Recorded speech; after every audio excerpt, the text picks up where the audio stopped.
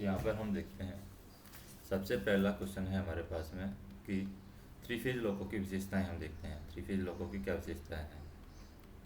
विशेषताएं, तो ये विशेषताएं हैं थ्री फेज लोको की। तो थ्री फेज लोको की विशेषताओं को हम देखते हैं। सबसे पहले हमारे पास में एक नॉर्मल तरीके से देखें तो पहला पॉइंट है कि डिजिटल इलेक्ट्रॉनिक्स पर आधारित वास्तविक ट्रैक्शन प्रणाली। तो यहाँ पर हम लिख लेंगे डी, डिजिटल इलेक्ट्रॉनिक्स पर आधारित वास्तविक ट्रैक्शन प्रणाली। दूसरा है विद्युतीय भार स्थानांतरण प्रणाली। तो विद्युतीय भार स्थानांतरण प्रणाली है, तो विद्युतीय भार स्थानांतरण प्रणाली को हम यहाँ पर लिख लेते हैं सिर्फ बी, विद्युतीय भार स्थानांतरण प्रणाली। तीसरा है फिसलन विरोधी बचाव। तो फिसलन विरोधी बचाव है तीसरा।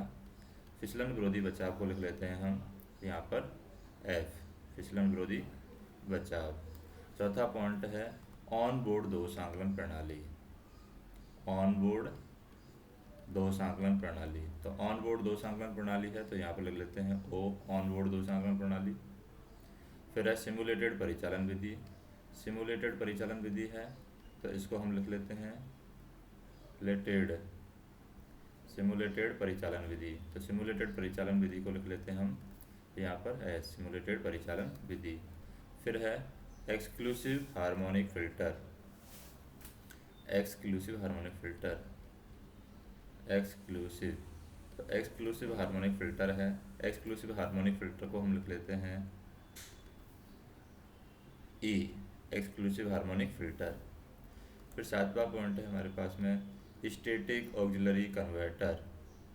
स्टैटिक ऑक्सिलरी कन्वर्टर, तो स्टैटिक ऑक्सिलरी कन्वर्टर को हम लिख लेते हैं यहाँ पर S, static auxiliary converter.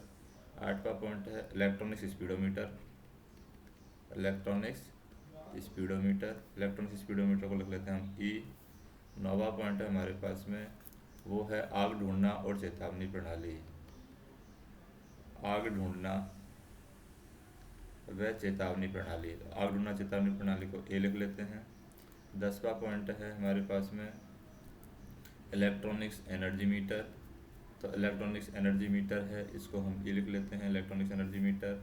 11वां point है लो ट्रैक्शन वार प्रणाली। लो ट्रैक्शन वार प्रणाली, तो लो ट्रैक्शन वार प्रणाली को एल लिख लेते हैं। फिर 12वां पॉइंट है हमारे पास में कर्मी दल हेतु स्वस्थ वातावरण। कर्मी दल के हेतु स्वस्थ वातावरण एवं व्यापक स्थान युक्त कैब, तो कर्मी दल को के लिख लेते हैं। 13वां पॉइंट है इनर्शियल फिल्टर। इनर्शियल फिल्टर, तो इनर्शियल फिल्टर को हम लिख लेते हैं ई, इनर्शियल फिल्टर है। फिर three fold pneumatic brake panel है। Three fold pneumatic brake panel, तो three fold pneumatic brake panel को हम लिख लेते हैं T, three fold pneumatic brake panel. फिर है constant speed controller. Constant speed controller है, कांस्टेंट स्पीड कंट्रोलर को सी लिख लेते हैं, कांस्टेंट स्पीड कंट्रोलर। 16वां पॉइंट है spring loaded parking brake. Spring loaded parking brake है। स्प्रिंग लोडेड पार्किंग ब्रेक को हम लिख लेते हैं S, spring loaded parking break. उसके बाद में 17वां पॉइंट है हमारे पास में इलेक्ट्रॉनिक्स द्वारा नियंत्रित सतर्कता प्रणाली। इलेक्ट्रॉनिक्स द्वारा, तो इलेक्ट्रॉनिक्स द्वारा नियंत्रित सतर्कता प्रणाली है, इसको ए लिख लेते हैं। फिर है ओवरचार्ज फीचर। ओवरचार्ज फीचर को ओ लिख लेते हैं, ओवरचार्ज फीचर। और अगला पॉइंट है हमारे पास में अंडर ट्रक में लटके हुए कंप्रेसर। अंडर ट्रक में लटके हुए कंप्रेसर, ओवरचार्ज फीचर को ओ लिख लेते हैं, अंडर ट्रक में लटके हुए कंप्रेसर को यू लिख लेते हैं। अब इससे हम क्या बनाते हैं, लॉजिक बनाते हैं। जैसे कि सबसे पहले लिखते हैं सी, तो सी में हम देखें इसमें कौन कौन से आ रहे हैं। तो एस पर देखें हम, ये आ रहा है एक तो एस, और एक ये आ रहा है, 2 और 3 एस आ रहे हैं। तो 3 एस से हम याद रख सकते हैं कि क्या होगा। 3 एस पर हमारा पहला एस पर होगा सिमुलेटेड परिचालन विधि। तो एस पर 3 आ रहे हैं, तो सिमुलेटेड परिचालन विधि पहला एस पर। दूसरे एस पर होगा स्टैटिक ऑक्सिलरी कन्वर्टर, सिमुलेटेड परिचालन विधि। दूसरे एस पर स्टैटिक ऑक्सिलरी कन्वर्टर। और तीसरे एस पर होगा स्प्रिंग लोडेड पार्किंग ब्रेक। तो 3 पॉइंट ये हो गए हमारे। फिर ई पर हम देख लेते हैं। ई पर कैसे, जैसे 1 पॉइंट ये आ रहा है ई, 1 2 1 3, फिर ये 4 है ई पर, और ये 5 है, तो 5 ई पर है। तो 5 ई पर कौन कौन से होंगे? 5 ई पर होंगे electronics speedometer, electronics energy meter और इलेक्ट्रॉनिक्स द्वारा नियंत्रित सतर्कता प्रणाली। 3 तो ये हो गए हमारे पास में। फिर ई से आ जाएगा हमारे पास में, 3 तो ये हो गए। ई से और आ जाएगा हमारे पास में, जैसे कि इनर्शियल फिल्टर है, ये ई से ही आ जाएगा इनर्शियल फिल्टर। और ई से एक और आ जाएगा हमारे पास में, वो क्या है, एक्सक्लूसिव हार्मोनिक फिल्टर भी आ जाएगा। एक्सक्लूसिव हार्मोनिक फिल्टर ए से आएगा। ई से हम देखें, एक तो आ गया ई से हमारा कि electronics speedometer, electronics energy meter, एक हमारा आ गया इनर्शियल फिल्टर, एक आ गया हमारे पास में कि इलेक्ट्रॉनिक्स द्वारा नियंत्रित सतर्कता प्रणाली, एक वो आ जाएगा इलेक्ट्रॉनिक्स द्वारा नियंत्रित सतर्कता प्रणाली। और एक हमारे पास में आ जाएगा एक्सक्लूसिव हार्मोनिक फिल्टर। फिर ए से हम देख लेते हैं। ए से हमारा एक ही है, तो ए से हमारा याद आ जाएगा, ए से हम आग ढूंढना वो भी याद रख सकते हैं, आग ढूंढना और चेतावनी प्रणाली ए से आ जाएगा। उसके बाद में हम देखें इसमें क्या बचा हुआ है, एल,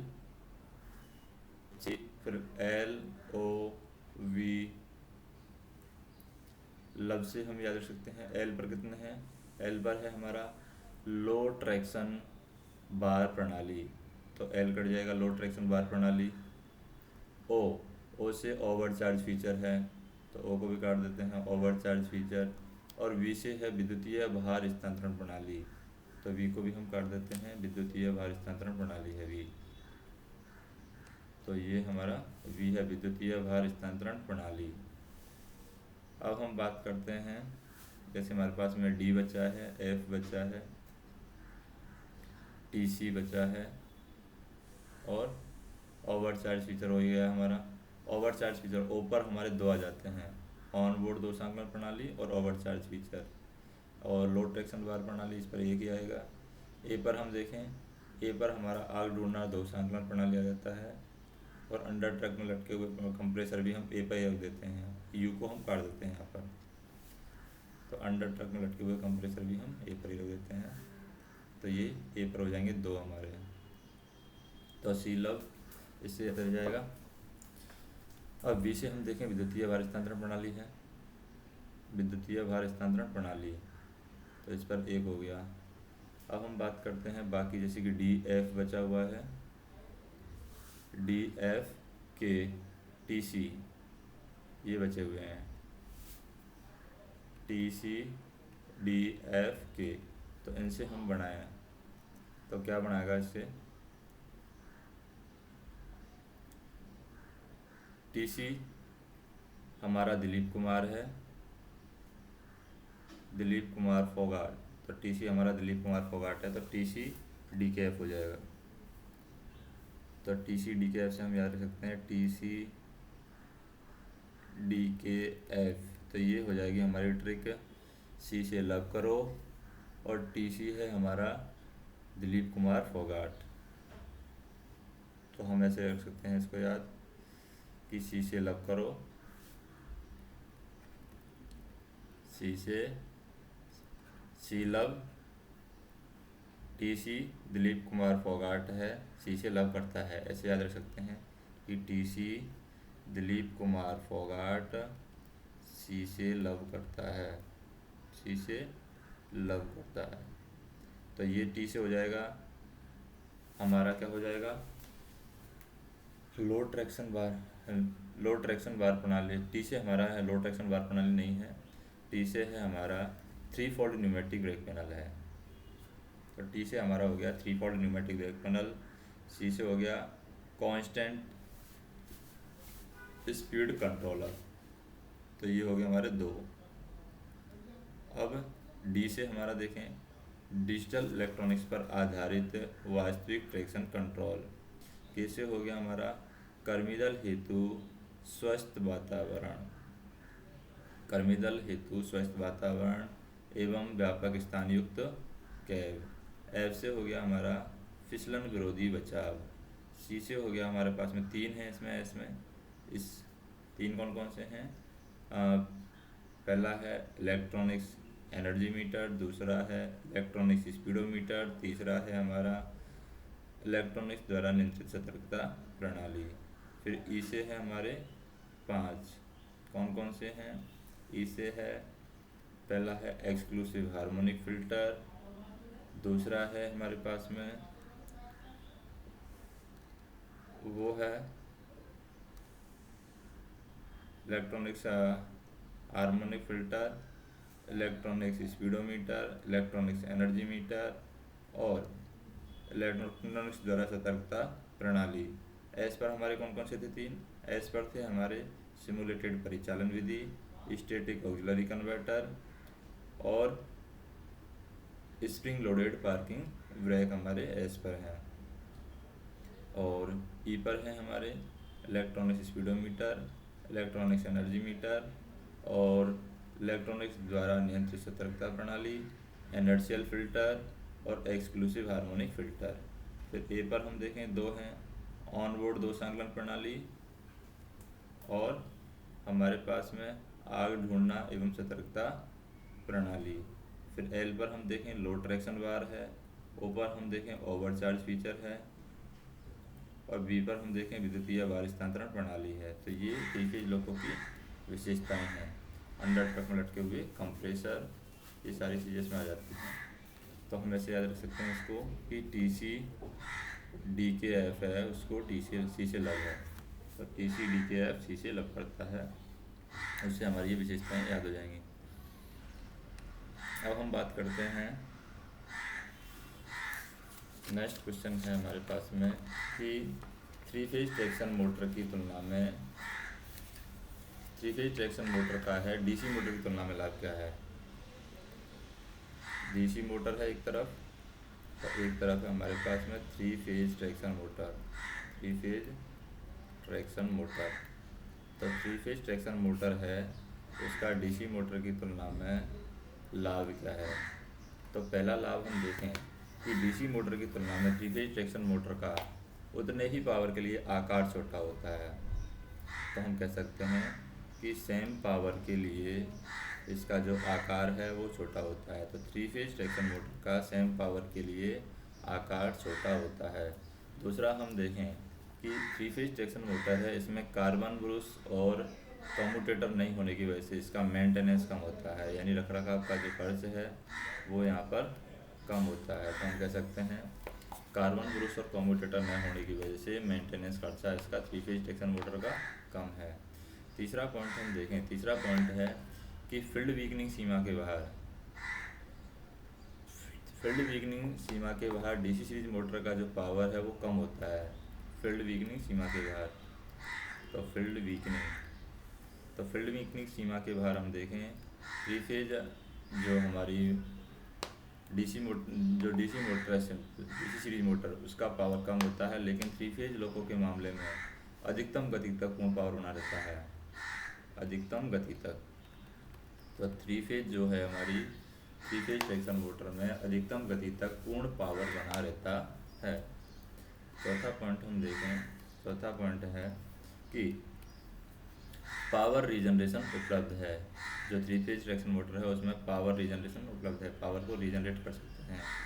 तो ये facility three phase traction motor में उपलब्ध है और इसका रीजनरेटिव अधिकतम गति से गाड़ी खड़ी होने तक उपलब्ध होता है। तो इसमें जो रीजनरेटिव एफर्ट है, रीजनरेटिव एफर्ट, ये रीजनरेटिव एफर्ट है, हम अधिकतम गति से गाड़ी खड़ी होने तक, अधिकतम गति कितनी भी स्पीड हो वहाँ से गाड़ी जब हम खड़ी करते हैं तब तक इसमें रीजनरेटिव एफर्ट लगा सकते हैं। इससे क्या होता है, इससे परिचालन की योग्यता बढ़ती है, परिचालन की योग्यता इससे बढ़ जाती है।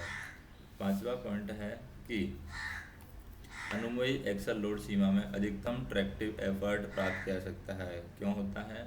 अनुमेय एक्सल लोड सीमा, एक्सल लोड सीमा, तो अनुमेय एक्सल लोड सीमा हम कह सकते हैं जो एक्सल के थ्रू जो रेल की पथ पर जो लोड लगता है, जो वेट लगता है, एडिशन एक तरीके से कह सकते हैं, तो उसकी वजह से यहाँ पर अधिकतम ट्रैक्टिव एफर्ट प्राप्त किया जा सकता है।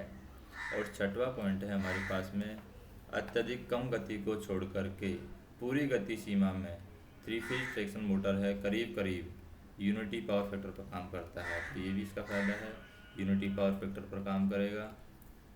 थ्री फेज ट्रैक्शन मोटर है वो अधिकतम गति को छोड़ दें तो बाकी थ्री फेज ट्रैक्शन मोटर है वो करीब करीब यूनिटी पावर फैक्टर पर काम करती है। सातवां पॉइंट है कि थ्री फेज ट्रैक्शन मोटर की जो दक्षता है वो डीसी सीरीज मोटर की तरह ज़्यादा है, तो इसकी दक्षता ज़्यादा है। और आठवां पॉइंट है कि थ्री फेज ट्रैक्शन मोटर का भार कम है, वेट कम है, तो इसके मोटे मोटे फ़ायदे क्या हो जाएंगे? मोटे मोटे फ़ायदे हो जाएंगे, पहला तो इसका साइज़ कम है, दूसरा इसका वज़न कम है, भार कम है, तीसरा ये यूनिटी पावर फैक्टर पर काम करता है, चौथा इसका ट्रैक्टिव एफर्ट है वो ज़्यादा है, यानी ट्रैक्टिव एफर्ट ज़्यादा प्राप्त कर सकते हैं हम। पांचवा इसका जो मेंटेनेंस है वो कम है। और ये इसके मोटे मोटे यहाँ पर फ़ायदे हो जाएंगे। तो हम इससे कैसे बना सकते हैं? इससे हम बना सकते हैं, कोई भी अगर बनाना चाहें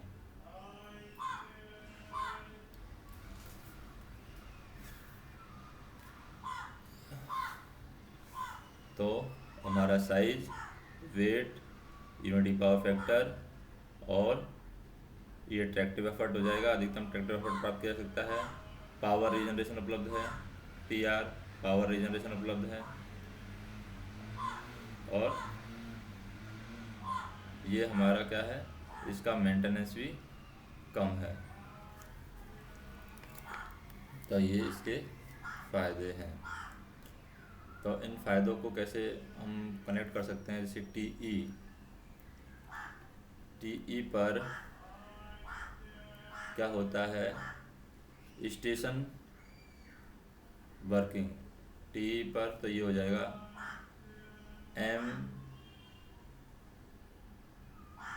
MSUMW हम कह सकते हैं, एस या स्टेशन वर्किंग हम कह सकते हैं इसको। टीई पर स्टेशन वर्किंग यूनिटी SWU और SWUM। टीई पर SW स्टेशन वर्किंग और UM हो जाएगा। तो इससे हम याद रख सकते हैं टी पर SWUM, यानी ट्रैक्टिव एफर्ट ज़्यादा होता है, पावर रीजनरेशन उपलब्ध होता है और साइज़ कम होता है, वेट कम होता है। और यहाँ पर U से हम बना सकते हैं कि जो यूनिटी पावर फैक्टर पर लगभग काम करता है और मेंटेनेंस कम होता है। अब बात करते हैं थ्री फेज लोको के लाभ की। पहले विशेषताएं देखी थी, अब लाभ देखते हैं थ्री फेज लोको के लाभ। तो लाभ में हमारा पहला पॉइंट है कि थ्री फेज लोको में ट्रैक्शन मोटर का जो साइज़ है, ट्रैक्शन मोटर का साइज़ है वो कम होता है। एक तो ये लाभ हो गया। दूसरा पॉइंट है कि जब साइज़ कम होगा तो वज़न कम होगा, तो वेट भी कम होता है। और इसमें अनुस्प्रंग भार भी कम होता है, ट्रैक बल भी कम होता है। ट्रैक बल कम होता है और अनुस्प्रंग जो भार है वो भी कम होता है। इसकी वजह से क्या होगा, रेल की घिसाई कम होती है, जो रेल की घिसाई है वो कम होगी, रेल की घिसाई कम होती है और ट्रैक विन्यास में भी छेड़छाड़ नहीं होती है। दूसरा पॉइंट हम देखें, थ्री फेज लोको के मामले में अधिकतम गति तक क्या बना रहता है, पूर्ण पावर बना रहता है। तो अधिकतम गति तक पूर्ण पावर थ्री फेज लोको में बना रहता है। तीसरा पॉइंट है कि इस लोको में पावर रीजनरेशन उपलब्ध है। पावर रीजनरेशन, तो थ्री फेज लोको है इसमें पावर रीजनरेशन उपलब्ध है और रीजनरेटिव एफर्ट है वो अधिकतम गति से गाड़ी खड़ी होने तक, जैसे 70 पर चल रही है गाड़ी, 70 से 0 किलोमीटर तक अधिकतम जो ट्रैक्टिव एफर्ट है यानी रीजनरेटिव एफर्ट है वो प्राप्त किया सकता है। थ्री फेज लोको में अधिकतम गति से न्यूनतम गति यानी जो गाड़ी तक रीजनरेटिव एफर्ट या रीजनरेटिव एफर्ट जो पावर जनरेट करने के लिए होता है, वापस से पावर को रीजनरेट करने के लिए, वो यहाँ पर उपलब्ध होता है, जिससे क्या होता है, इससे परिचालन की योग्यता बढ़ती है। चौथा पॉइंट है कि ये डिजिटल इलेक्ट्रॉनिक्स पर आधारित वास्तविक ट्रैक्शन कंट्रोल है। पांचवा पॉइंट है, इसमें विद्युतीय भार स्थानांतरण प्रणाली है। सभी एक्सल पर अपने जो भी एक्सल हैं उसमें अपने आप भार है वो बढ़ जाता है, अपने आप भार का विभाजन हो जाता है। छठवां पॉइंट है कि ऑन बोर्ड दोष आकलन प्रणाली है। ऑन बोर्ड दोष आकलन प्रणाली की वजह से लोको पायलट को दोष निवारण में क्या लगता है, कम समय लगता है। सातवां पॉइंट है कि कर्मी दल हेतु यहाँ पर स्वास्थ्य वातावरण एवं व्यापक स्थान युक्त कैब है कर्मी दल के लिए। आठवां पॉइंट है आग ढूंढना और दोष आकलन प्रणाली। तो आग ढूंढना दोष आकलन प्रणाली से हम कह सकते हैं कि लोको पायलट को दोष निवारण में कम समय लगता है। अगर दोष निवारण करेगा लोको पायलट तो कम समय लगेगा। नौवां पॉइंट है कि स्प्रिंग लोडेड पार्किंग ब्रेक है, स्प्रिंग लोडेड पार्किंग ब्रेक। 10वां पॉइंट है कांस्टेंट स्पीड कंट्रोलर के उपयोग से हम 5 किलोमीटर पर हावर से ऊपर की स्पीड है CSE कांस्टेंट स्पीड कंट्रोलर से हम 5 किलोमीटर प्रति हावर से अधिक स्पीड पर कंट्रोल इलेक्ट्रॉनिक्स के द्वारा स्पीड को कांस्टेंट हम बना सकते हैं। 11वां पॉइंट है मेंटेनेंस खर्चा इसका कम है। क्या है, मेंटेनेंस कम है इसका। 12वां पॉइंट है थ्री फेज लोको का जो हॉर्स पावर है वो ज़्यादा है, हॉर्स पावर, और थ्री फेज लोको का जो ट्रैक्टिव एफर्ट है वो ज़्यादा है। थ्री फेज लोको में होटल लोड की सुविधा है, होटल लोड की फैसिलिटी इसके अंदर है। नेक्स्ट हम देखें, एक क्वेश्चन है हमारे पास में कि पेंटोग्राफ न उठने पर दोष निवारण किस तरीके से किया जाएगा। अगर हमारा पेंटोग्राफ नहीं उठ रहा है, पेंटोग्राफ न उठना, तो पेंटोग्राफ नहीं उठ रहा है तो दोष निवारण किस तरीके से किया जाए। सबसे पहले अगर पेंटोग्राफ नहीं उठ रहा है तो हम बैटरी का वोल्टेज चेक करेंगे। सबसे पहले अगर बैटरी का वोल्टेज चेक कर लिया, उसके बाद में हम पेंटो रिजर्वायर का प्रेशर चेक करेंगे।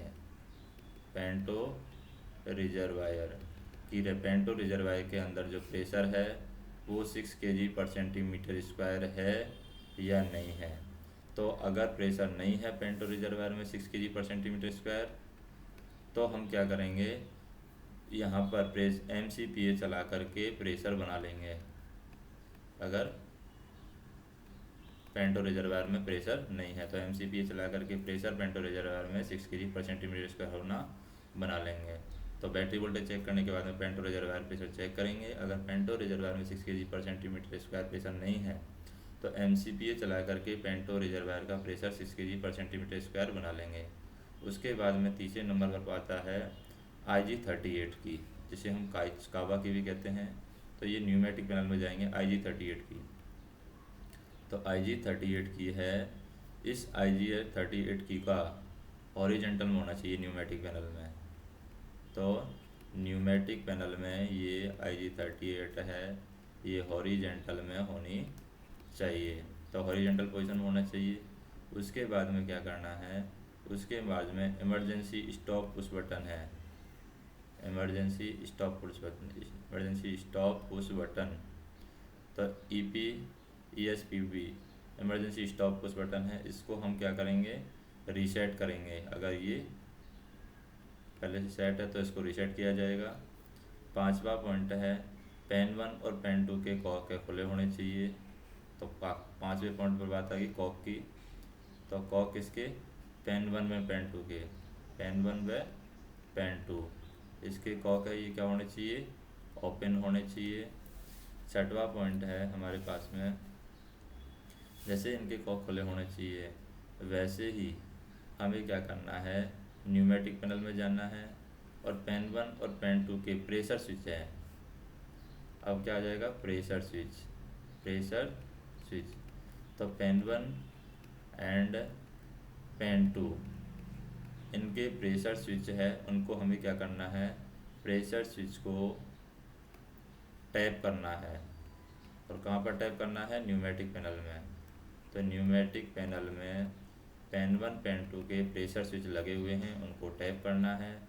उसके बाद में अगला पॉइंट है कि SV1 पैनल में लगा हुआ डीजे और पेंटो का सर्किट ब्रेकर है। डीजे और पेंटो, डीजे 1 है, पेंटो 2 है। तो डीजे और पेंटो का एक सर्किट ब्रेकर है 127.12। तो डीजे 1 पेंटो 2 बट 127.12 है, ये SV1 पैनल में लगा हुआ है। तो इस SV1 पैनल में लगे हुए पेंटो और डीजे की सर्किट ब्रेकर अगर ट्रिप है तो उसको हमें रीसेट करना है। मान लीजिए ये ट्रिप है तो ट्रिप को हमें क्या करना है, रीसेट करना है। उसके बाद में हमें क्या करना है, थ्रॉटल वाल्व को टैप करना है। किसको टैप करना है, थ्रॉटल वाल्व को टैप करना है। थ्रॉटल वाल्व, थ्रॉटल वाल्व को टैप करके देख लेना है। और उसके बाद में हमें क्या करना है, पेंटो सेलेक्टर स्विच की पोजीशन बदल करके प्रयास करना है। अब आता है पेंटो सेलेक्टर स्विच। पेंटो सेलेक्टर स्विच की पोजीशन बदलना है, पेंटो सेलेक्टर। तो पेंटो सेलेक्टर की स्विच की पोजीशन हम बदलेंगे। यहाँ पर पोजीशन बदल कर देखना है या बदलना है। उसके बाद में पेंटो EP वाल्व 24 और 25 के कनेक्शन की जांच करना है। तो यहाँ पर आ जाएगा पेंटो के EP valve, panto EP valve 24 and 25, इनकी हमें क्या करनी है, जांच करनी है। Panto EP valve 24 25।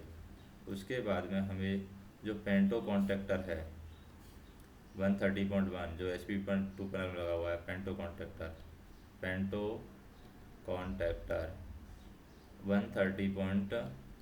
तो कॉन्टेक्टर हैं वो हमारे कहाँ पर लगे हुए हैं, SV2 पैनल लगे हुए हैं। तो SV2 पैनल में हम देखेंगे पेंटो कॉन्टेक्टर 130.1 SV2 पैनल का हम क्या लेंगे, मैनुअल कंट्रोल लेंगे। इसका मैनुअल कंट्रोल हम ले जाएगा। और उसके बाद में CE ऑन ऑफ करके प्रयास करेंगे और पिछले कैप से हम प्रयास कर सकते हैं। उसके बाद में क्या है, CE ऑन ऑफ करके प्रयास कर सकते हैं या फिर पिछले कैप से प्रयास कर सकते हैं, पिछले कैप से। तो क्या क्या स्टेप है हमारी, पहली स्टेप थी सबसे पहले हमें बैटरी वोल्टेज चेक करना है। बैटरी वोल्टेज चेक करने के बाद में अगर बैटरी वोल्टेज हमारा 85 वोल्ट है या 92 वोल्ट है, जो भी है, बैटरी वोल्टेज चेक करना है। उसके बाद में पेंटो रिजर्वायर का प्रेशर चेक करना है। ये 6 kg/cm² होना चाहिए। अगर नहीं है तो MCP चला करके 6 kg/cm² का प्रेशर बना लेंगे। फिर हम IG38 जो की है हमारे पास में, उसका न्यूमेटिक पैनल में हॉरिजॉन्टल पर होना चेक करेंगे। फिर इमरजेंसी स्टॉप पुश बटन है, अगर वो ट्रिप है उसको रीसेट करेंगे, अगर वो दबा हुआ है तो। उसके बाद में कॉक हम चेक करेंगे, पेन 1 पेन 2 के कॉक खुले होने चाहिए। कॉक के बाद में हम प्रेशर स्विच को चेक करेंगे। पेन 1 और पेन 2 के न्यूमेटिक पैनल में जो प्रेशर स्विच है उनको टैप किया जाएगा। फिर डीजो पेंटो का जो सेलेक्टर है यानी जो MCB है, डीजे और पेंटो का जो सर्किट ब्रेकर है, तो डीजे पेंटो के सर्किट ब्रेकर 127.12 है। इसको SV1 पैनल में चेक करेंगे, क्योंकि ये क्या है, SV1 पैनल में लगा हुआ है। क्यों लगा हुआ है SV1 पैनल, क्योंकि सर्किट ब्रेकर है, सर्किट ब्रेकर ज़्यादातर SV1 पैनल में लगे हुए हैं। तो ये ट्रिप है तो इसको रीसेट किया जाएगा। थ्रॉटल वाल्व को टैप करेंगे। थ्रॉटल वाल्व को टैप करने के बाद में पेंटो सेलेक्टर जो स्विच है उसकी पोजीशन को बदलेंगे। उसके बाद में हम क्या करेंगे, पेंटो EP वाल्व है 24 और 25, इसकी जांच करेंगे। EP वाल्व के जो कनेक्शन हैं उनकी जांच करेंगे। पेंटो EP वाल्व के कनेक्शन की जांच की जाएगी।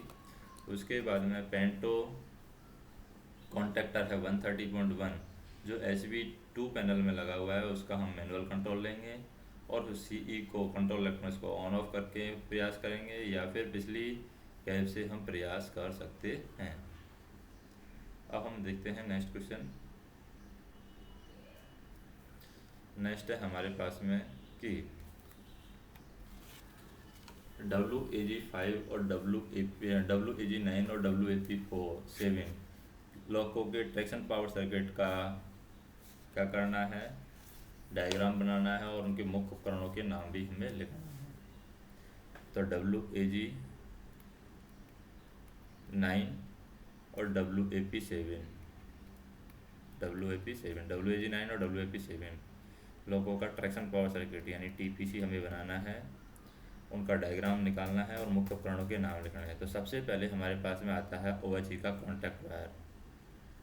OHE का कॉन्टैक्ट वायर के बाद में हमारे पास में आ जाता है पेंटो सप्लाई होगी, तो ये हो जाएगा हमारे पास में पेंटो के बाद में हम नीचे आते हैं।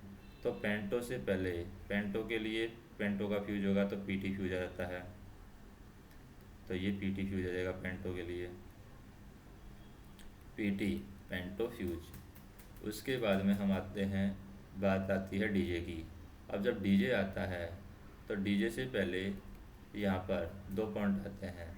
DJ से ऊपर एक तरफ लगा होता है ET1 जो गैपलेस सर्ज अरेस्टर है ET1, और इधर की साइड होता है हमारा होम।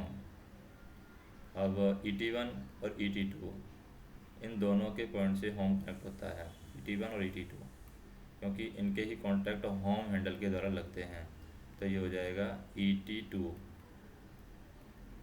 अब इसके जो सेक्शन हैं वो हम दे देते हैं होम पर, क्योंकि होम के कनेक्शन इनके द्वारा लगते हैं, तो ये हो जाएगा हमारा होम। तो होम को जब ऑन किया जाता है वैसे ही ET1 ET2 के कॉन्टैक्ट लग जाते हैं। उसके बाद में आती है हमारे पास में OCR 78, क्योंकि WAP7 और WAG9 में OCR 78 ट्रांसफार्मर की प्रोटेक्शन करती है। उसके बाद में आता है मेन ट्रांसफार्मर वाइंडिंग। अब मेन ट्रांसफार्मर वाइंडिंग है वो हमारी इस तरीके से हो जाएगी, मेन ट्रांसफार्मर वाइंडिंग, ये हमारी मेन ट्रांसफार्मर की वाइंडिंग है।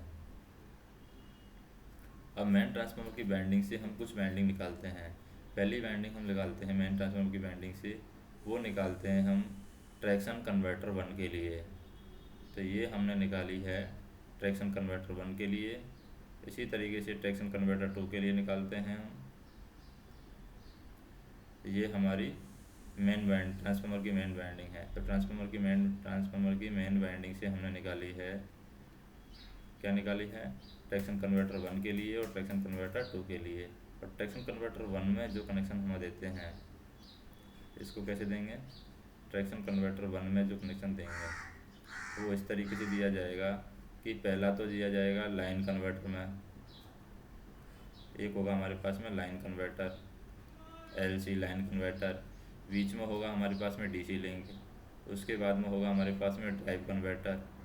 अब लाइन कन्वर्टर है ये हमारा रेक्टिफायर काम करेगा, SI रेक्टिफायर काम करता है लाइन कन्वर्टर का। और जो ड्राइव कन्वर्टर है, ड्राइव कन्वर्टर का काम है वो इन्वर्टर करता है, इन्वर्टर। और बीच में हमारा होता है DC लिंक, ये DC लिंक है। अब इसमें क्या होता है, ये पूरा जो सेक्शन है ये हमारा कहलाता है traction converter number 1, traction converter number 1। और इससे जो आउटपुट पर मिलती है वो हमारी मिलती है 3 फेज 2180 वोल्ट की वेरिएबल फ्रीक्वेंसी की हमें आउटपुट मिलती है। 65 से 132 हर्ट्ज तक फ्रीक्वेंसी वेरी होती है।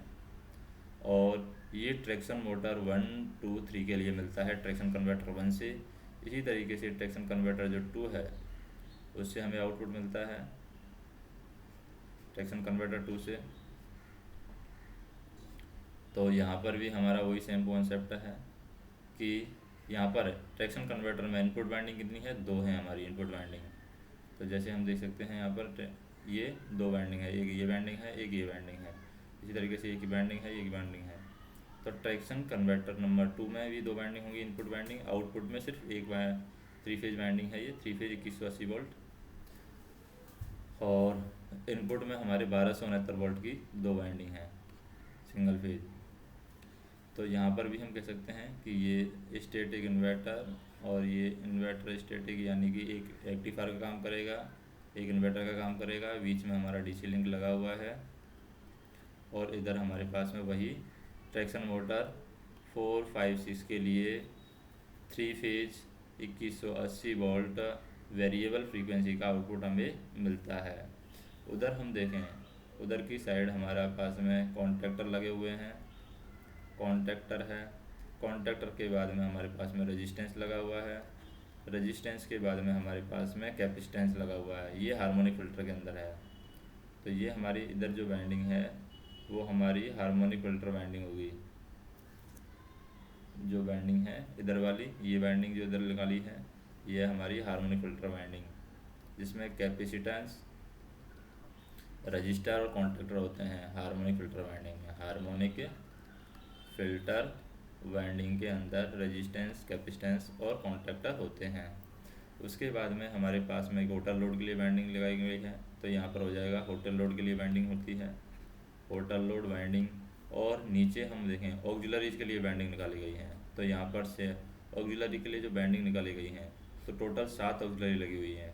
कौन कौन सी हैं? एक तो ऑयल कूलिंग ब्लोअर 1 लगा हुआ है, ऑयल कूलिंग ब्लोअर 2 लगा हुआ है, ऑयल कूलिंग ब्लोअर 2। इसी तरीके से ट्रैक्शन मोटर ब्लोअर 1 लगा हुआ है, ट्रैक्शन मोटर ब्लोअर 2 लगा हुआ है। तो टोटल हमारे 6 ब्लोअर हैं और 4 पंप हैं। 6 ब्लोअर, 4 पंप हैं और एक बैटरी चार्जर है और 2 कंप्रेसर हैं।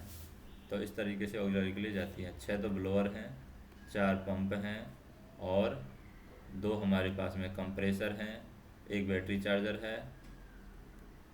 10 12 और 13 हो गया। तो बैटरी चार्जर को छोड़ के बाकी 12 ऑक्सिलरीज हैं। तो 6 ब्लोअर में हमारे oil cooling blower 1, oil cooling blower 2, traction motor blower 1, traction motor blower 2 और स्क्वेंजिंग ब्लोअर 1, स्क्वेंजिंग ब्लोअर 2। ये 6 ब्लोअर हो गए। पंप हम देखें तो transformer primary pump 1, transformer primary pump 2 और हमारे पास में traction converter pump 1, traction converter pump 1 है, ट्रैक्शन कन्वर्टर ऑयल पंप 2 है। ये 4 पंप हैं और 2 कंप्रेसर हैं, MCP1, MCP2। 2 कंप्रेसर हो गए, मेन कंप्रेसर 1, मेन कंप्रेसर 2 और एक बैटरी चार्जर। इनके लिए यहाँ से सप्लाई जाती है। तो ये सारी जो हैं हमारे पास में, जो नीचे वाली हैं यानी जो हमारी ऑक्सिलरीज हैं 3 फेज 415 वोल्ट वेरिएबल फ्रीक्वेंसी पर ऑपरेट होती हैं। 3 फेज, ये सारी auxiliary 3 phase 415 volt variable frequency पर ऑपरेट होती हैं। तो हम कह सकते हैं कि 3 फेज 415 वोल्ट वेरिएबल फ्रीक्वेंसी पर ऑपरेट होने वाली ऑक्सिलरी कितनी हैं? तो 6 ब्लोअर, 4 पंप, 2 कंप्रेसर 12 और एक बैटरी चार्जर 13। तो 13 हैं ये टोटल। अब इसमें लगे हुए उपकरण हम देखें, उपकरण कौन कौन से लगे हुए हैं। तो पहला उपकरण हो गया हमारा, यहाँ पर हमने देखा पहला उपकरण है कि पेंटोग्राफ। पेंटोग्राफ क्या करता है? पेंटोग्राफ यहाँ पर OHE से करंट लेने के लिए काम आता है। OHE से क्या लेगा? ये पेंटोग्राफ करंट लेगा। दूसरा उपकरण आता है हमारे पास में रूफ लाइन। तो रूफ लाइन है, दोनों एंड के पेंटोग्राफ रूफ लाइन के द्वारा एक दूसरे से जुड़े रहते हैं। तो दोनों एंड, एक पेंट उधर लगाता है, एक पेंट उधर लगाता रहता है। तो दोनों एक क्या है? रूफ लाइन से जुड़े रहते हैं। तो हम कह सकते हैं दोनों एंड के पेंटोग्राफ रूफ लाइन के द्वारा एक दूसरे से जुड़े रहते हैं। फिर है PT, ये पोटेंशियल ट्रांसफार्मर है, ना कि फ्यूज है। तो ये PT है जो कि पेंटो से जस्ट नीचे लगा हुआ है, PT पोटेंशियल ट्रांसफार्मर। अब पोटेंशियल ट्रांसफार्मर है, ये हमारा रूफ लाइन से जुड़ा रहता है इधर। तो PT हमारा रूफ लाइन से जुड़ा रहता है और ये OHE की जो सप्लाई आती है 25 kV की सप्लाई को ये इसमें कन्वर्ट करता है, 200 वोल्ट AC में कन्वर्ट करता है। 200 वोल्ट AC MVR 86 को दी जाती है और जो कि 25 kV को 200 वोल्ट AC में स्टेप डाउन करके MVR 86 को देता है। दूसरा OHE की 25 kV सप्लाई को जब ये स्टेप डाउन करता है तो ये U मीटर को, जो OHE का U मीटर है, U मीटर को ये 10 वोल्ट DC सप्लाई देता है, 10 वोल्ट की DC सप्लाई। और जो हमारे पास में ट्रैक्शन कन्वर्टर 1, ट्रैक्शन कन्वर्टर 2 यानी SR1 और SR2 हैं, उनके कंट्रोल इलेक्ट्रॉनिक्स के कार्ड को ये 4 वोल्ट एसी सप्लाई देता है। तो हम कह सकते हैं पोटेंशियल ट्रांसफार्मर से 3 जगह सप्लाई जाती है। MVR86 200 volt AC, U meter 10 volt DC, और SR1 SR2 कंट्रोल इलेक्ट्रॉनिक्स के कार्ड को 4 वोल्ट एसी सप्लाई जाती है। उसके बाद में आ जाता है डीजे, जिसको हम BC भी कहते हैं, वोल्टेज सर्किट ब्रेकर। तो वोल्टेज सर्किट ब्रेकर है, ये हाई वोल्टेज सर्किट ब्रेकर है। क्लॉज होने पर जो TFP को, यहाँ पर ट्रांसफार्मर की जो TFP है, ये हमारी TFP है। तो और जब ये क्या होगा, ऑफ होगा, क्लॉज होगा, तो OHE की जो सप्लाई है वो TFP को जाएगी। तो OHE की पूरी सप्लाई आ रही है यहाँ पर 25 kV, ना कि कम हो रही है। तो OHE की सप्लाई है TFP को मिलने वाली है, और जब ये ओपन होता है तो OHE की सप्लाई TFP को नहीं मिलती है। फिर है ET1 क्या काम कर रहा है यहाँ पर, ET1 है रूफ इक्विपमेंट की सुरक्षा के लिए, क्योंकि रूफ के साथ में कनेक्ट किया गया है ये। तो रूफ इक्विपमेंट की सुरक्षा के लिए ये लगाया गया। रूफ इक्विपमेंट पर कौन से इक्विपमेंट लगा हुआ है, पोटेंशियल ट्रांसफार्मर लगा हुआ है तरीके से। तो हम कह सकते हैं ये ET1 है रूफ इक्विपमेंट की सुरक्षा के लिए हाई वोल्टेज गैपलेस है, ये गैपलेस सर्ज अरेस्टर है, गैपलेस सर्ज अरेस्टर। तो रूफ इक्विपमेंट की सुरक्षा के लिए हाई वोल्टेज गैपलेस सर्ज अरेस्टर है। जैसे ही HOM हैंडल ऑन होता है, ET1 दो कॉन्टैक्ट लगते हैं, एक तो ET1 एक ET2।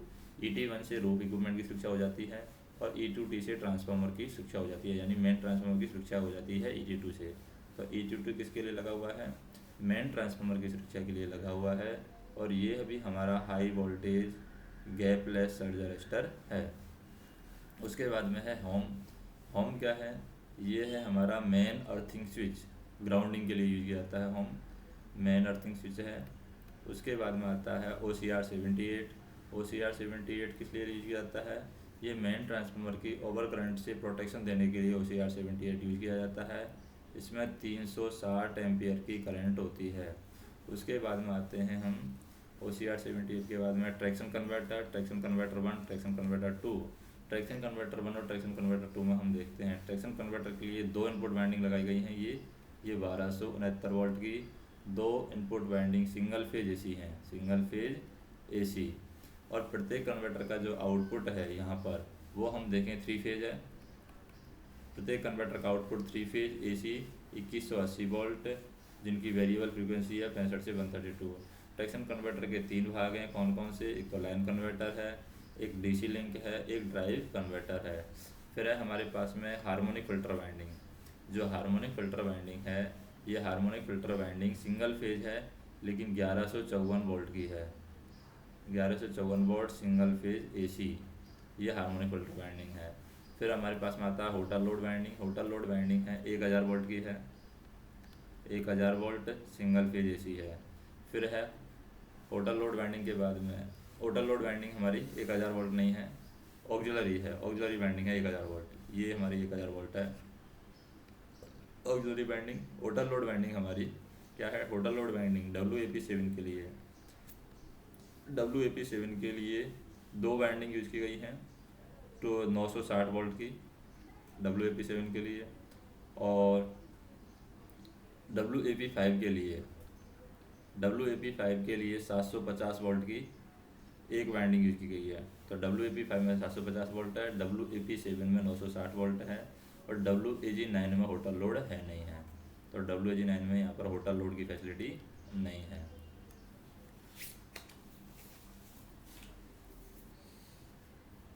नेक्स्ट हम देखें पोटेंशियल ट्रांसफार्मर पर टिप्पणी। अब पोटेंशियल ट्रांसफार्मर पर टिप्पणी हम यहीं से देख सकते हैं। पोटेंशियल ट्रांसफार्मर पर क्या टिप्पणी हम यहाँ से बना सकते हैं। तो पोटेंशियल ट्रांसफार्मर पर टिप्पणी हम बनाएं, तो इसी पॉइंट से हम बना देंगे यहाँ पर पोटेंशियल ट्रांसफार्मर से टिप्पणी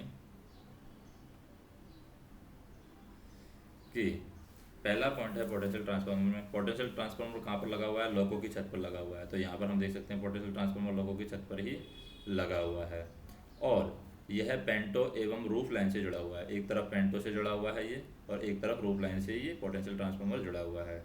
पोटेंशियल ट्रांसफार्मर क्या करता है, जो कैटेनरी कॉन्टैक्टर वायर से जो वोल्टेज आ रहा है, कैटेनरी वोल्टेज, इसको कम करने का काम करता है। तो कैटेनरी वोल्टेज को कम करता है, 25 kV से कम करेगा ये।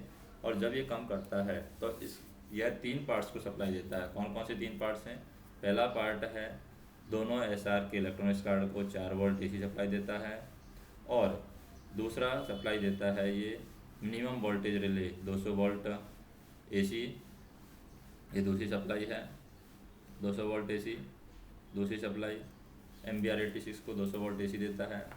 और OHE वोल्ट मीटर को ये क्या करता है, रेक्टिफायर से बदल करके 10 वोल्ट DC देता है OHE वोल्ट मीटर को। ये U मीटर है OHE वोल्ट मीटर, इसको 10 वोल्ट DC सप्लाई देता है।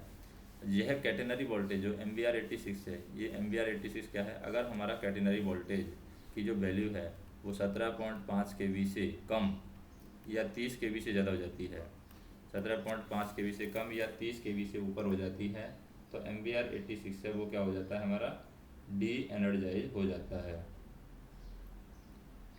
अब हम बात करते हैं कि पोटेंशियल ट्रांसफार्मर के आउटपुट पर, अगर आउटपुट की बात करें तो पोटेंशियल ट्रांसफार्मर के आउटपुट पर 2 एम्पियर का PT फ्यूज लगा होता है। 2 एम्पियर का ये PT लगा हुआ है, ये पोटेंशियल ट्रांसफार्मर के आउटपुट पर 2 एम्पियर का PT फ्यूज लगा हुआ है। और जो PT फ्यूज कहाँ पर लगा हुआ है, ये PT फ्यूज है ये SV1 पैनल में लगा हुआ है। तो PT फ्यूज हमारा SV1 पैनल पर लगा हुआ है। इस फ्यूज के मेल्ट होने पर हमारा जो VCB है, इस फ्यूज के मेल्ट होने पर VCB ओपन हो जाएगा। जो हमारा है, जैसे ये फ्यूज मेल्ट होगा तो VCB हमारा क्या हो जाएगा, ओपन हो जाएगा, यानी कि DJ हमारा ओपन हो जाएगा। तथा हमारे पास में जो मैसेज आएगा, फॉल्ट मैसेज, वो आ जाएगा catenary voltage out of limit, जिसमें F0104P1 यानी catenary voltage out of limit का मैसेज हमें आ जाएगा। फिर हम क्या करते हैं, U मीटर की हम जांच करेंगे। जो यहाँ पर U मीटर लगा हुआ है OHE का U मीटर की जांच करेंगे। यदि OHE सप्लाई हमें जी इधर दिखा रहा है, जब U मीटर की हम जांच करते हैं तो उस टाइम पर अगर OHE की सप्लाई हमें 0 दिखा रहा है तो हम पेंटो नीचे करेंगे और ऊपर करने पर चैटरिंग की आवाज़ आती है तो PT फ्यूज को बदल देंगे। अगर हमारे पास चैटरिंग की आवाज़ आ रही है तो PT फ्यूज को बदल देंगे और पेंटो को रेज करेंगे। और यदि OHE से सप्लाई हमें नहीं मिल रही है, OHE नहीं है, तो OHE आने का इंतज़ार करेंगे, यातायात के नियमों का पालन करेंगे। और यदि U मीटर में OHE नॉर्मल है, मान लीजिए U मीटर में OHE नॉर्मल है, तो फॉल्ट को हम क्या करेंगे, एक्नॉलेज करेंगे। जो भी फॉल्ट है उसको एक्नॉलेज किया जाएगा। अब बात करते हैं, दूसरा क्वेश्चन है कि हार्मोनिक फ़िल्टर क्या है। हार्मोनिक फ़िल्टर पर टिप्पणी।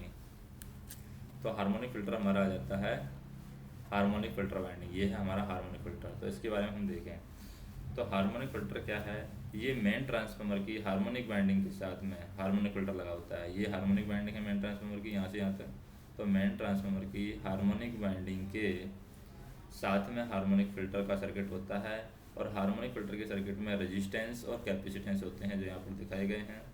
और हार्मोनिक फ़िल्टर क्या करता है, हार्मोनिक फ़िल्टर जो हाई फ्रीक्वेंसी की तरंग है उनको दबा देता है, हाई फ्रीक्वेंसी की तरंग को दबा देता है या कम कर देता है। इससे क्या होता है, संकेत प्रणाली में गड़बड़ नहीं होती है, संकेत प्रणाली की गड़बड़ को रोका जाता है। हार्मोनिक फ़िल्टर के जो रेजिस्टेंस हैं ये कहाँ पर लगे हैं, हार्मोनिक फ़िल्टर के रेजिस्टेंस लॉकों की छत पर लगे होते हैं। तो हार्मोनिक फ़िल्टर के रेजिस्टेंस लॉकों की छत पर होते हैं।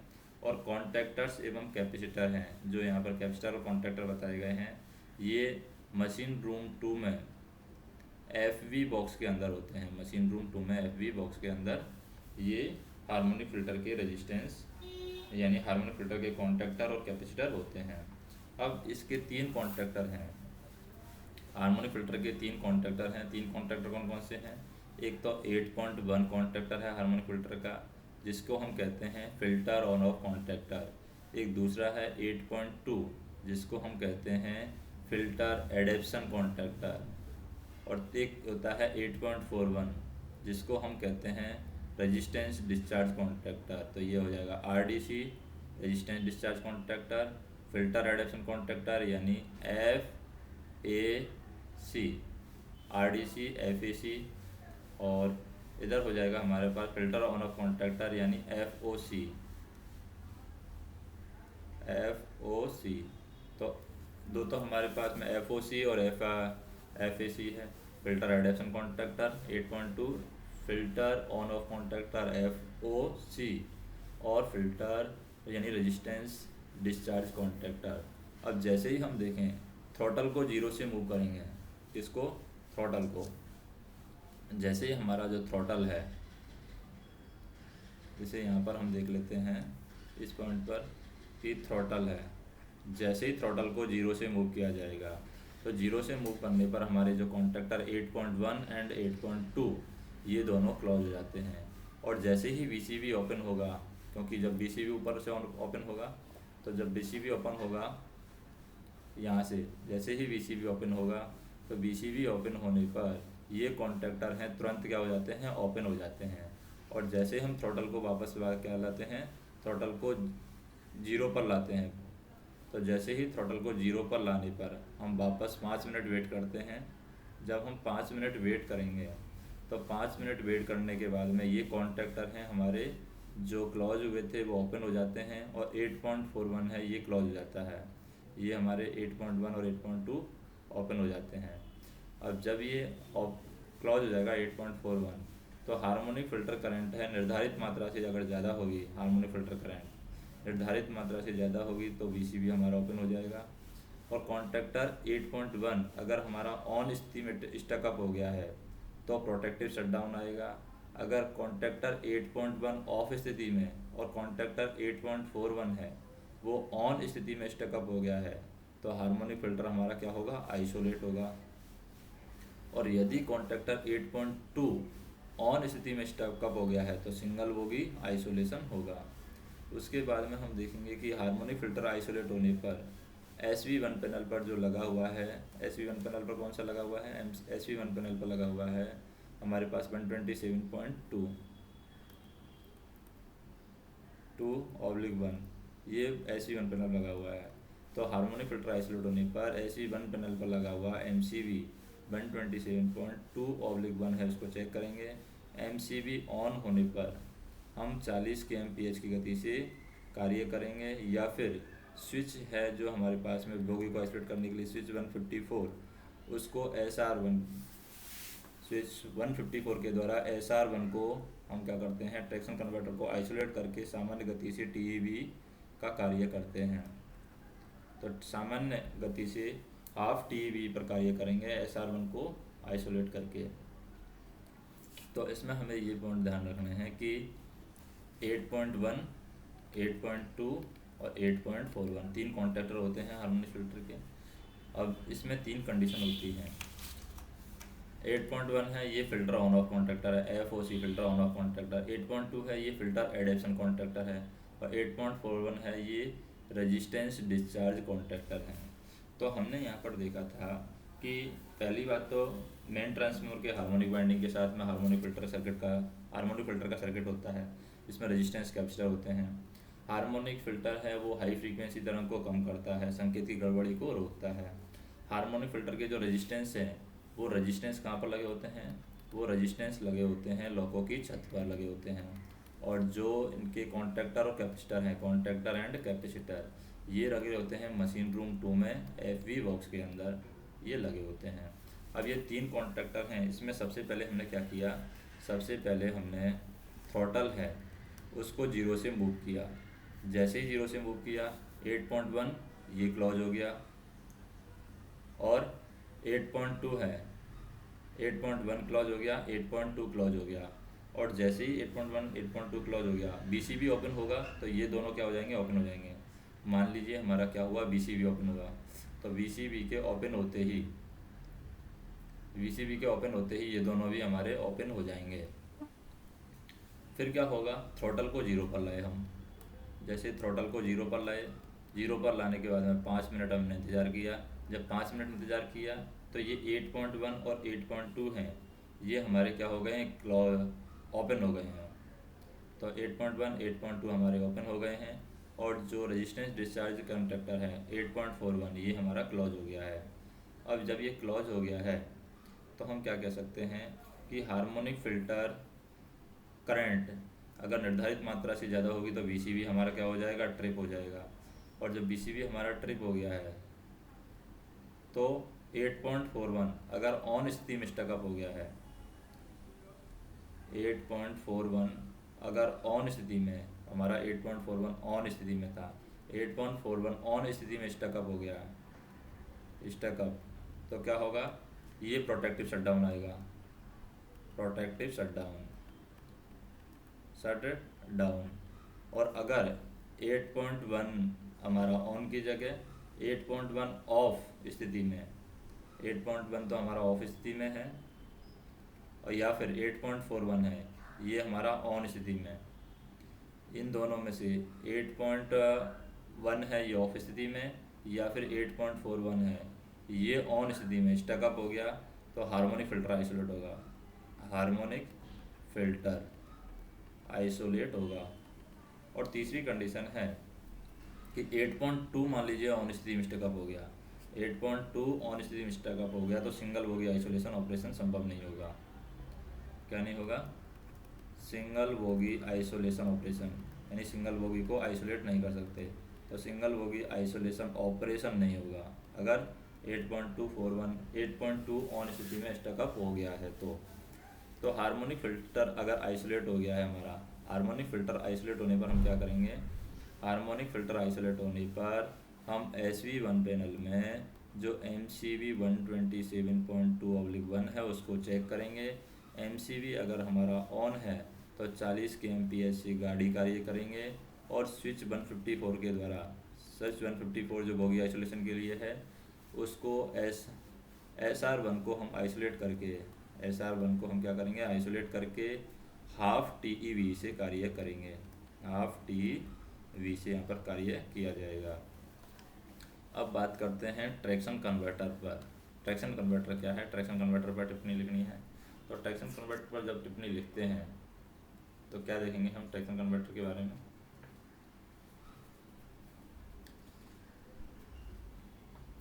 ट्रैक्शन कन्वर्टर में पहला पॉइंट है कि 3 फेज लॉकों में 2 ट्रैक्शन कन्वर्टर लगे हुए हैं। तो यहाँ पर 2 ट्रैक्शन कन्वर्टर लगे हुए हैं, एक ये लगा हुआ है, एक ये लगा हुआ है। तो 3 फेज लॉकों में 2 ट्रैक्शन कन्वर्टर SR1 SR2 लगे हुए हैं, SR1 है, ये SR2 है। प्रत्येक ट्रैक्शन कन्वर्टर के इनपुट पर 2 वाइंडिंग है जो 1269 वोल्ट की है, सिंगल फेज AC। प्रत्येक ट्रैक्शन कन्वर्टर में ये 1269 वोल्ट की है AC। और ट्रैक्शन कन्वर्टर है 25 kV सिंगल सप्लाई को 3 फेज AC सप्लाई में बदलता है। तो 25 kV single phase AC supply को किसमें बदल रहा है, ये 3 फेज 2180 वोल्ट की AC सप्लाई में अधिकतम वोल्टेज है, और फ्रीक्वेंसी है इसकी 65 हर्ट्ज से 132 हर्ट्ज, इसके बीच में ये बदल रहा है। और WAP5 और WAG9 में ट्रैक्शन कन्वर्टर है, ट्रैक्शन कन्वर्टर 1 यानी SR1 है 1 2 3 के लिए है, WAP5 और WAG9 के अंदर। लेकिन अगर हम WAP7 और WAG9 के लिए है, WAP7 और WAG9 के लिए। अगर हम WAP4 की बात करें तो ट्रैक्शन कन्वर्टर 1 है वो ट्रैक्शन मोटर 1 2 के लिए होता है। इसी तरीके से ट्रैक्शन कन्वर्टर 2 है वो WAP7 और WAG9 में तो ट्रैक्शन मोटर 4 5 6 के लिए होता है। लेकिन WAP5 के अंदर ये ट्रैक्शन मोटर 4 और 5 के लिए, यानी 3 और 4 के लिए होता है, क्योंकि WAP5 है उसके अंदर 4 ट्रैक्शन मोटर होती हैं टोटल, WAP7 और WAG9 के अंदर टोटल 6 ट्रैक्शन मोटर होती हैं। अब ट्रैक्शन कन्वर्टर के 3 भाग हैं, जैसे लाइन कन्वर्टर, DC लिंक और ड्राइव कन्वर्टर। अब लाइन कन्वर्टर की बात करते हैं। लाइन कन्वर्टर क्या करता है, ट्रांसफार्मर से सप्लाई लेता है, और ट्रांसफार्मर से सप्लाई लेकर के, जैसे 10 ट्रांसफार्मर से सप्लाई ली और ट्रांसफार्मर से सप्लाई लेकर के DC लिंक को दे देता है। कब दे देता है ये देता है ट्रैक्शन के समय। तो ट्रैक्शन के समय लाइन कन्वर्टर ट्रांसफार्मर से सप्लाई लेकर के DC लिंक को दे देता है। अब क्या करता है, जब DC ट्रैक्शन के समय, पहले बात तो ये AC सप्लाई को DC में बदलेगा क्योंकि रेक्टिफायर है यहाँ पर, तो रेक्टिफायर AC को DC में बदलता है। तो हम कह सकते हैं लाइन कन्वर्टर ट्रांसफार्मर से प्राप्त AC सप्लाई को ट्रैक्शन के समय DC में बदल करके या DC सप्लाई में बदल करके DC लिंक को देता है। और दूसरी कंडीशन होती है रीजनरेटिव ब्रेकिंग। रीजनरेटिव ब्रेकिंग में क्या होता है, रीजनरेटिव ब्रेकिंग में DC लिंक से प्राप्त DC सप्लाई को, यही DC लिंक से प्राप्त DC सप्लाई को ये AC सप्लाई में बदल करके मेन ट्रांसफार्मर को देता है। और ये दोनों कार्य हैं ट्रैक्शन कन्वर्टर कंट्रोल इलेक्ट्रॉनिक्स के द्वारा किए जाते हैं। दोनों कार्य किसके द्वारा किए जाते हैं, ट्रैक्शन कन्वर्टर का जो कंट्रोल इलेक्ट्रॉनिक्स है उसके द्वारा ये दोनों कार्य किए जाते हैं। यानी पहले तो वो AC को DC में बदलता है DC लिंक के लिए, दोबारा DC को रीजनरेटिव ब्रेकिंग के समय दोबारा DC को AC में बदलता है। कब? जब रीजनरेटिव ब्रेकिंग करते हैं तब। अब DC लिंक की बात करें। DC लिंक क्या है? DC लिंक के दो कार्य हैं। पहला कार्य है अपने अंदर बहने वाली करंट को स्मूथ करना, यानी शुद्ध DC में बदलना, स्मूथ करना। और दूसरा कार्य है यह लाइन कन्वर्टर या मोटर की जो अधिकतम मांग है, लाइन कन्वर्टर की जो अधिकतम मांग है और इधर मोटर की जो अधिकतम करंट की मांग है उसको पूर्ण रखता है। तो हम कह सकते हैं ये ड्राइव कन्वर्टर और लाइन कन्वर्टर के बीच में किसका काम करता है? इलेक्ट्रिकल बफर का काम ये करता है, जो DC लिंक है। तीसरा है हमारे पास में ड्राइव कन्वर्टर। ड्राइव कन्वर्टर की बात करें, ड्राइव कन्वर्टर में है कि ये DC लिंक से प्राप्त DC करंट है उसको ट्रैक्शन के समय तो क्या करता है, ट्रैक्शन के समय तो 3 फेज में बदल करके ये ट्रैक्शन मोटरों को दे देता है।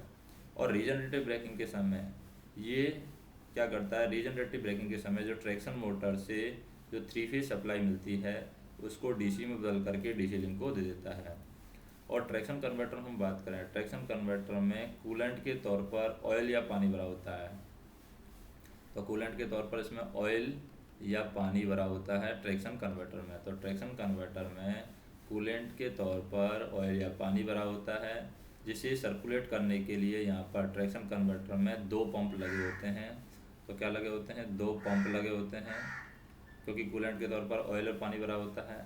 और इसको ठंडा करने के लिए यहाँ पर 2 कूलिंग ब्लोअर भी लगे हुए हैं, OCB, ऑयल कूलिंग ब्लोअर भी लगे हुए हैं ट्रैक्शन कन्वर्टर में, OCB, इसको ठंडा करने के लिए, ऑयल को ठंडा करने के लिए ऑयल कूलिंग ब्लोअर भी यहाँ पर लगे हुए हैं।